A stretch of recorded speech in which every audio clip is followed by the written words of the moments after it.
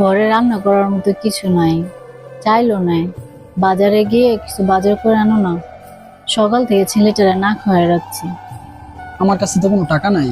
আমি তো তোমার মানিব্যাগে দেখলাম অনেকগুলো টাকা আছে। হ্যাঁ, তোর কত বড় সাহস, তুই আমার মানি ব্যাগ চেক করস? পকেটে এতগুলো টাকা থাকতে তুমি বউ বাচ্চাকে না খায় রাখো, তোমার কি মায়া লাগে না?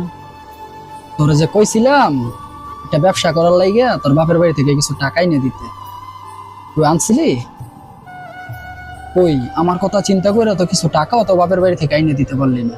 আব্বা আম্মার কাছে টাকা থাকলে তো আমি তোমার কবে এনে দিতাম। তোর আব্বা আম্মার কাছে টাকা নাই তো কি হয়েছে, জমি আছে না, ওইটা বিক্রি করে দিতে পারে না? জমি তো তোমাদের আছে, সেখান থেকে কিছু বিক্রি করেও তো তুমি ব্যবসা করতে পারো। আমার মুখে মুখে তুই তর্ক করস না, আমার মুখে মুখে তর্ক করস। আজকে থেকে তুই ঘরে যতদিন থাকবি ততদিন বাজার করা বন্ধ, খাই সালা যা।